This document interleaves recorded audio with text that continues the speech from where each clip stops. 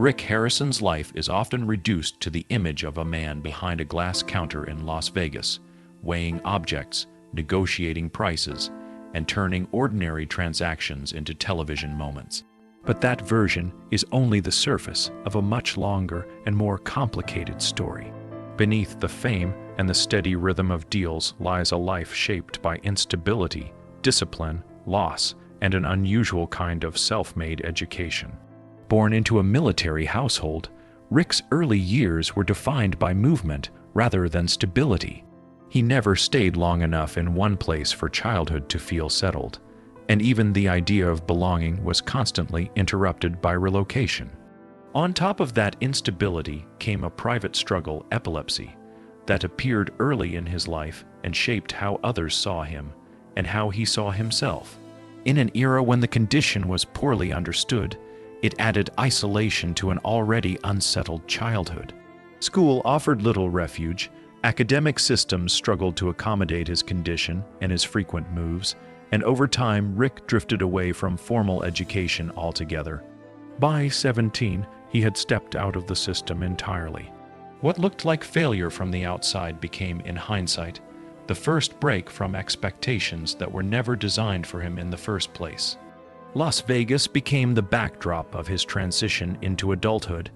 There, within the walls of a small pawn shop opened with his father, Rick began learning a different kind of education, one built on observation, negotiation, and human behavior.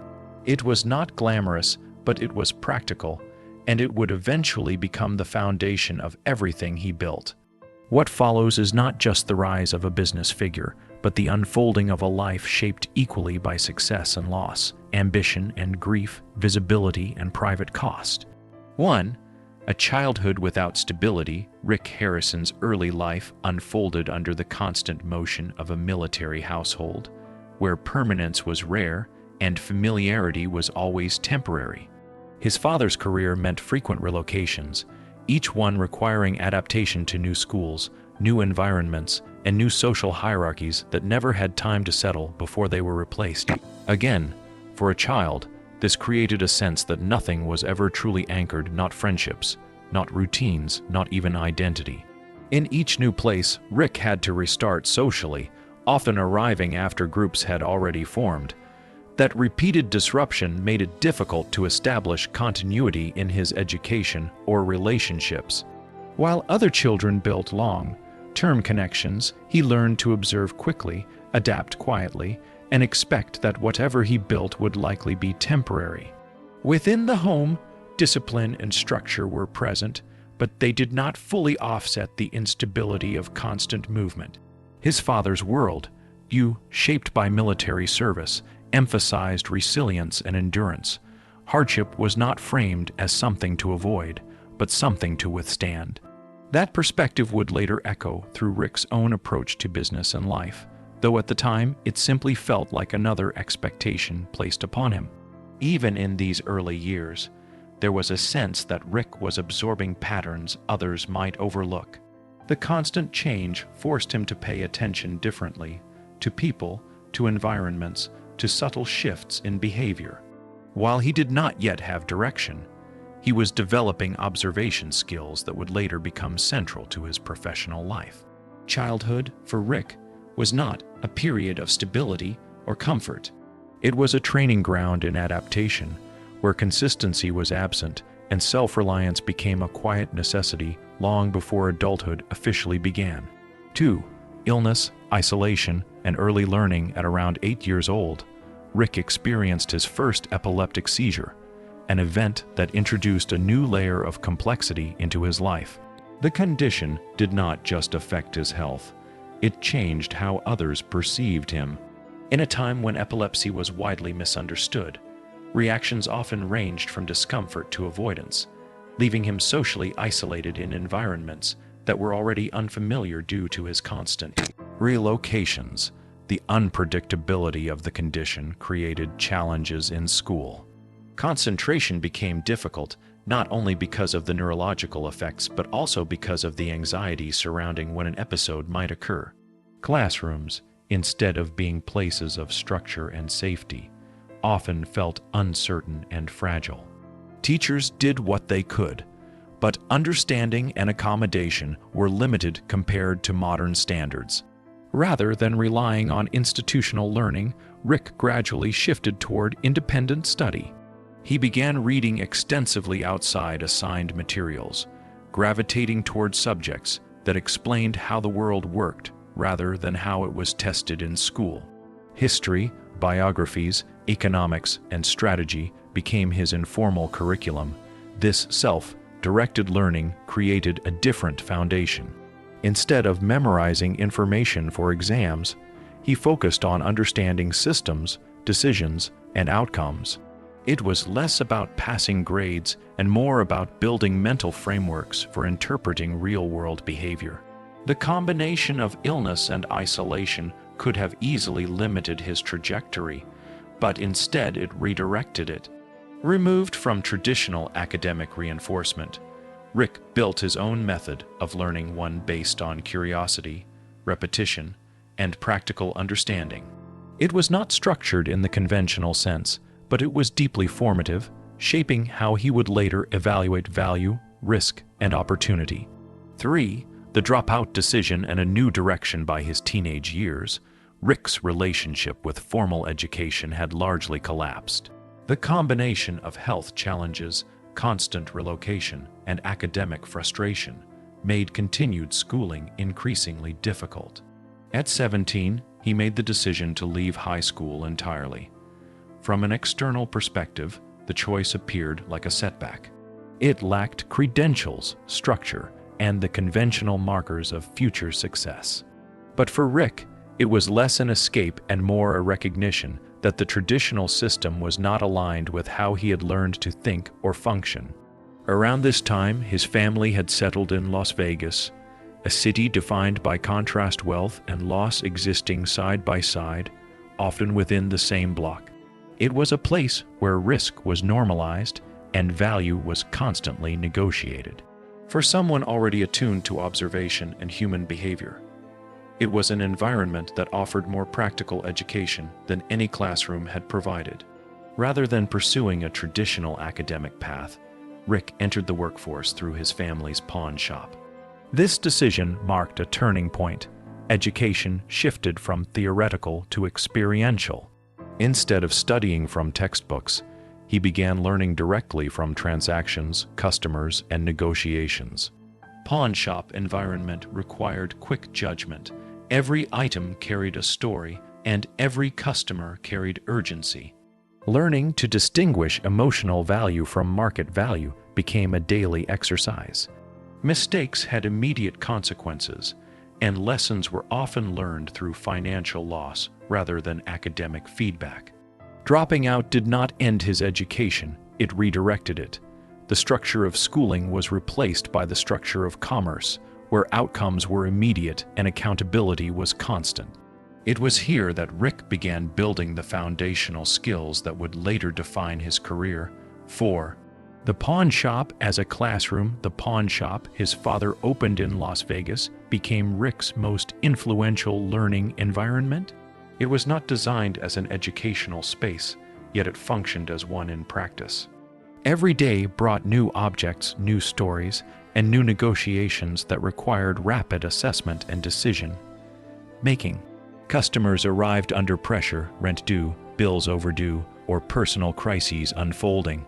This emotional urgency often contrasted sharply with the objects they brought in, which could range from everyday items to rare collectibles. Learning to separate sentiment from value became essential to making sound business decisions. Rick developed a methodical approach to evaluation. He studied materials history and market demand with increasing precision. Over time, he became proficient at identifying authenticity, estimating worth, and understanding how external conditions influenced pricing. The shop itself operated on thin margins and inconsistent flow. Some days were steady, others unpredictable. Survival required adaptability and discipline, especially in managing both finances and trust. Reputation mattered as much as inventory. This environment also demanded interpersonal skill. Negotiation was not simply about numbers. It was about understanding motivation. Rick learned to read hesitation, confidence, desperation, and certainty in ways that could influence outcomes without force or confrontation. What began as a job gradually became a specialized education in human behavior and economics. The pawn shop was not just a business, it was a continuous exercise in decision-making under uncertainty. These years laid the groundwork for everything that would follow, transforming informal learning into professional expertise. 5. Building a life amid personal strain. As Rick's professional responsibilities grew, his personal life began to develop in parallel, though not without strain. He married young and became a father, entering a stage of life where financial pressure and family responsibility intersected heavily. Balancing the demands of a struggling business with the needs of a young family proved difficult. Long hours at the shop meant extended absences at home, and the instability of income added further stress. Over time, these pressures contributed to the breakdown of his first marriage. Despite personal challenges, Rick remained committed to providing stability for his children. The experience of his own childhood, marked by movement and uncertainty, made him particularly aware of the importance of consistency, even when his circumstances made it difficult to deliver. A second marriage brought temporary stability, along with the birth of another child. However, the demands of the business continued to dominate his time and energy. The pawn shop required constant attention, and the growing complexity of operations made detachment increasingly difficult. This period highlighted a recurring tension in Rick's life: the balance between building something enduring and maintaining personal relationships. Success in one area often came at the expense of presence in another. Even without public attention, these years were formative. They revealed the hidden cost of long-term ambition, the gradual trade-off between professional growth and personal availability. It was a pattern that would continue into later stages of his life, especially as his business expanded beyond local recognition. 6. From local shop to cultural phenomenon. Over time, the pawn shop gained attention beyond its immediate neighborhood. Its unique combination of historical artifacts, unusual items, and strong negotiation dynamics made it an interesting subject for television producers seeking authentic, unscripted environments. When filming eventually began, the dynamic of the shop changed significantly. What had once been a local business became a public stage. Transactions were no longer private exchanges, but recorded interactions viewed by a national and international audience. The show's success was driven by its authenticity. There was no scripted drama or artificial tension, just real transactions involving real objects and real decisions. Rick's calm, analytical approach to negotiation became a central feature, distinguishing him from more theatrical television personalities. As viewership expanded, so did the scale of the business. The pawn shop became both a tourist destination and a cultural reference point. Lines formed outside, and customers arrived not only to conduct business, but also to experience the environment they had seen on screen. This transition brought both opportunity and pressure. Increased visibility amplified success, but also reduced privacy. Every interaction carried the awareness of being observed, which subtly changed the rhythm of daily operations. Despite these changes, Rick maintained the core principles he had developed over decades: careful evaluation, controlled negotiation, and attention to detail. The environment had expanded, but the foundation remained the same. 7. Loss, grief, and perspective. As success accumulated, so too did personal loss. The death of Rick's father marked a significant emotional turning point. The man who had introduced him to the pawn business and shaped much of his early world, he was no longer present, leaving both a personal and professional absence. Later, the death of his son Adam brought an even deeper level of grief. This loss was not tied to business or public life, but to family, and it carried a weight that could not be processed through routine or structure. Grief reshaped Rick's perspective on success and time. The priorities that had once centered on expansion and growth began to shift toward presence and personal relationships. The experience underscored the limits of control, even for someone skilled in negotiation and decision-making. Public life continued, but privately, loss introduced a different rhythm. Work remained a constant, but its meaning evolved. It became less about achievement and more about continuity. These experiences did not remove ambition, but they altered its direction. The emphasis moved from accumulation to reflection, from expansion to awareness of what could not be replaced. 8. Legacy beyond the counter today. Rick Harrison's life is defined not only by business success, but by the long arc of experiences that shaped it. The pawn shop remains active, still operating as both a business and a cultural landmark, while his public presence continues through media and appearances. However, the legacy that surrounds him is no longer measured solely in financial terms or visibility. It is increasingly defined by endurance, the ability to sustain a life built under constant change, pressure, and personal challenge. His story reflects a broader theme, that success is rarely linear and often comes at a cost that is not immediately visible. Behind every transaction, there is history. Behind every achievement, there is trade-off. Rick's journey illustrates how unconventional education, early adversity, and sustained effort can combine to create outcomes that defy initial expectations. Yet it also highlights the emotional complexity that accompanies long-term ambition. What remains consistent is not perfection, but persistence. A life built in motion, shaped by adaptation, and marked by both accomplishment and loss. Conclusion: Rick Harrison's story is not simply about a pawn shop or a television presence.